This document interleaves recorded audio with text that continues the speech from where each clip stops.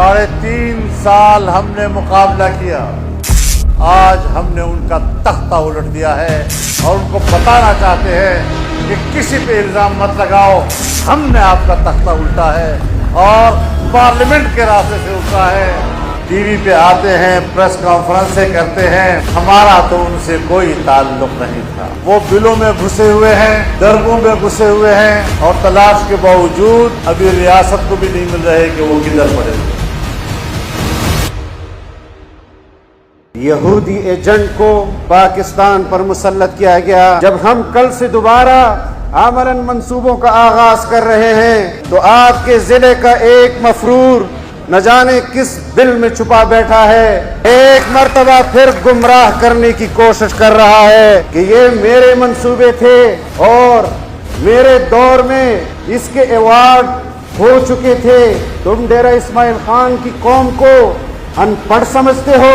ये वही मंसूबे हैं जो 2017 के अंदर मियां नवाज शरीफ साहब ने इस जिले के अंदर ऐलान किए और तुमने 3.5 साल उन मंसूबों को रोका। तुम्हें 2018 के अंदर धान जी के जरिए हुकूमत दी गई। मुल्तान से लाहौर का मोटरवे भी तकमील के मराहिल में था। तुम्हारा वजीर शर्म के मारे उसका इफ्तिताह नहीं कर सकता था। तुम्हारा वजीर आजम शर्म के मारे उसका इफ्तिताह नहीं कर सकता था। पीएम हाउस के अंदर बंद कमरे में उसका इफ्तिताह किया। ये कहता है कि मेरे मंसूबे, तुम किसके मंसूबे थे हम जानते हैं।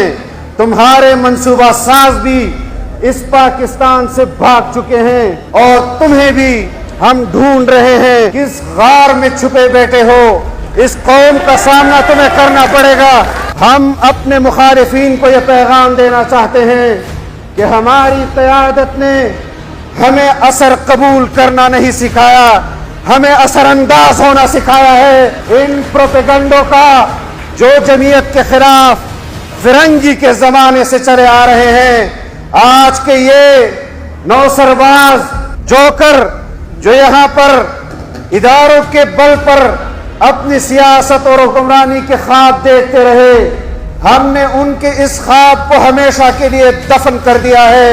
इंशाअल्लाह इस सूबे पर जमीयत उलमाए इस्लाम का परचम लहराएगा और उनका सर कुचलना है। हम इनको छोड़ने वाले नहीं हैं, इंशाअल्लाह इनको नहीं छोड़ेंगे।